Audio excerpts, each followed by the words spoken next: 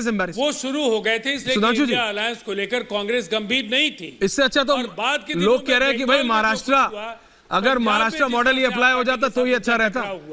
This is becoming embarrassing. बिल्कुल स्पष्ट हो सुधांशु गया जी, था। ओके राजीव जी, हो गया स्पष्ट, थैंक यू। सुधांशु जी, उसके एंडिंग कमेंट्स के लिए आ रहा हूं सबके के लिए उसके मन सुधांशु में जी, सम्मान नहीं है। देखिए, राजीव रंजन जी ने जो बात कही उसमें एक बात तो गंभीर है कि इस इंडिया गठबंधन की सारी योजना का सूत्रपात तो नीतीश कुमार जी ने किया था।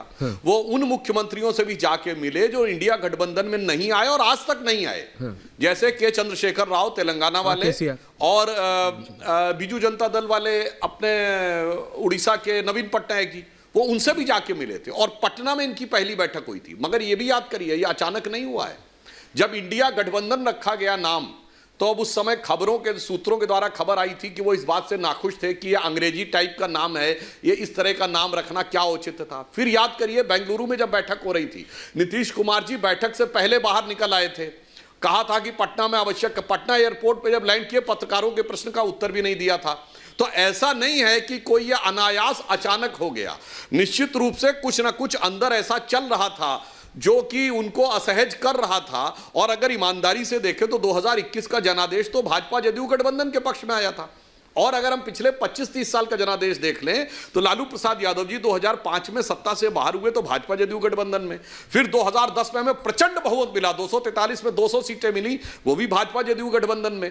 तो अगर आप देखें तो जो कुछ हुआ है वो एक नैसर्गिक रूप से हो रहा था और अंदर जो अप्राकृतिक गठबंधन चल रहा था, समस्याजनक गठबंधन चल रहा था, उस कारण से समस्या आई। अब एक और बात कह दूं, तृणमूल कांग्रेस के हमारे मित्र ने कहा, ये तो सच है, कितने कार्यकर्ता मारे गए छोड़िए, ममता बनर्जी जी को कम्युनिस्टों की पुलिस ने मरा हुआ समझकर छोड़ दिया था। ये ममता जी ने बाकायदा ऑन रिकॉर्ड बयान दिया है कि पुलिस को पता होता कि वो जीवित रह गई तो शायद उन्हें मार दिया जाता। उसके बाद वो कम्युनिस्ट को आप कहेंगे कि उनके साथ मिलकर चलना है, तो समस्या तो आएगी। अंतर्विरोध आपने स्वयं उत्पन्न किए। और पूर्व राज्यसभा सांसद संजय जी ने जो बात कही थी उसको मैं और क्लैरिफाई कर दूं और रत्नाकर जी से इसका जवाब चाहूंगा।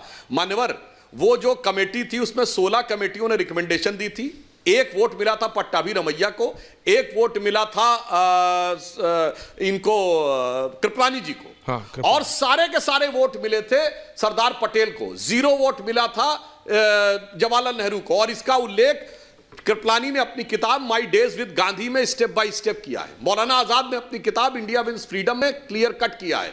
और दुर्गा दास की किताब India from Curzon to Nehru में पूरा है। जिसको 0 वोट मिला उसको प्रधानमंत्री बनाया। वो आज कहते हैं कि लोकतंत्र की बात होनी चाहिए। जिन्होंने लोकतंत्र खत्म कर दिया इमरजेंसी में, वो कहते लोकतंत्र की बात होनी चाहिए। और जिन्होंने पिछले 100 साल से एक ही परिवार का वर्चस्व है, जो राजतंत्र लोकतंत्र का आवरण लेके खड़ा है, वो कहते हैं लोकतंत्र की बात होनी चाहिए। तो देश की जनता भली भांति इस बात को समझती है कि कौन सच बोल रहा है और कौन मुखौटा लगाकर अपने असली मुख को छुपा रहा है। Ratnakar ji, ending comments 30 second each. 30 second दे रहा हूं जी। रत्नाकर जी बोले। बीच में मत बोलिएगा ऐश्वर्या जी। हाँ नहीं, आप मुझे अधिक सेकंड दीजिए, बीच में मत बोलिएगा। मैं इनकी बात का जवाब दे रहा हूं, संजय सिंह जी की भी, इनकी भी। सरदार पटेल गठबंधन छोड़ के में नहीं थे। सरदार पटेल कांग्रेस में थे और अपने अंतिम समय तक वो कांग्रेस में ही रहे महाराज। अगर उनको इतना दुख होता ना तो नीतीश कुमार की तरफ पार्टी छोड़ देते। और जिस नीतीश कुमार के खिलाफ आपकी महिला विधायक रो रही थी और औरतों के अपमान का प्रतीक बता रही थी, उसको आपने ले लिया। और आप बताते हैं, और फिर मैं बताऊं आपको पिछली डिबेट की बात। आईएएस जो होता है वो संविधान की शपथ खाता है, आपकी शपथ नहीं खाता सरकार की। और निपेंद्र मिश्रा, जिन्होंने बैठ के कमांड रूम में मुलायम सिंह के समय में सरयू को लाल कर दिया, कोठारी बंधुओं की हत्या कर दी, सैकड़ों कारसेवकों को आपके हिसाब से मार डाला, उसको आपने दे दिया राम मंदिर का निर्माण। और आप बताएंगे हमको, एक बात जान लीजिए सुधांशु जी, हिटलर ने 30 जनवरी 1933 से 8 मई 1945 तक राज किया। आप अपना जवाब लेके आते हैं। और एक व्यक्ति ने 36 में विरोध किया उसका, ऑगस्ट लैंडमेसर ने। उसकी फोटो पूरी दुनिया में आती है, हिटलर का नाम नहीं लेता कोई। हम लोग की बात छोड़िए, गठबंधन चलता रहेगा। अभी राह में कई मोड़ है, कोई आएगा कोई जाएगा। ठीक, जब हमने जब छोड़ सुख की काम रत्नाकर जी, आप पता नहीं कहां जा रहे हैं, क्या सवाल बढ़ चले तो भूल क्या अंगार आपका क्या। सम्राट चौधरी ने, रत्नाकर जी देखिए, जब तक आपने नीतीश कुमार वाली बात कही ना, आप सटीक हो गया। उसके बाद आप कहां पहुंच गए? बीजेपी को जहां दर्द होता है वहां पूछिए, नीतीश कुमार पे पूछिए, वो महिला सांसद का है, विधायक का है, पूछिए। लेकिन उसके बाद आप कहां चले जाते हैं? Okay, ending comments Sanjay ji ending comments, पूर्व सांसद एंडिंग कमेंट्स, 45 सेकंड सर, समय कम है सर, 45 सेकंड। हाँ संजय जी।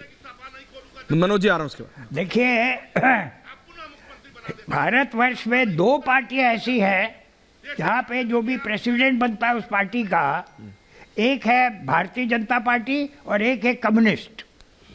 बाकी सारी पार्टियों में जब भी कोई प्रधान बनता है या प्रेसिडेंट बनता है, परिवार का आदमी ही बनता है। अब जैसे कांग्रेस ने दिखाने के लिए खड़गे जी को बना लिया, पर खड़गे जी के पास कोई पावर नहीं है, पावर खाली परिवार के पास है। ये सब जानते हैं, चाहे झुटलाना झुटला दीजिए, उसकी हमें परवाह नहीं है। सारी पार्टियों में यही हिसाब है। 2 पार्टियां ऐसी है, कम्युनिस्ट, कम्युनिस्ट और Bharatiya Janata Party. Point taken sir. Manoj ji ending comments. सदस्य कभी नहीं आता है। पॉइंट टेकन संजय जी, समय कम है थोड़ा। नड्डा जी आएंगे, उसके बाद नड्डा जी का बेटा आएगा, वगैरह वगैरह।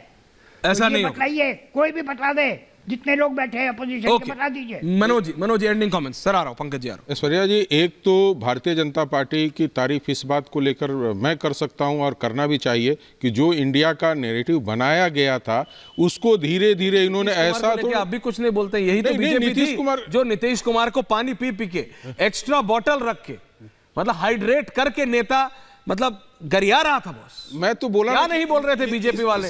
अभी तो नीतीश कुमार सबसे अच्छे हो गए। ऐश्वर्या जी यही तो कर रहा है कि इसमें बीजेपी को everything goes in politics. BJP को कम शर्म करनी चाहिए जितना जेडीयू को करना चाहिए। नीतीश जी को ज्यादा शर्म होनी चाहिए। राजीव रंजन जी बोल रहे हैं हम सही हैं, हम सब के लिए करते हैं।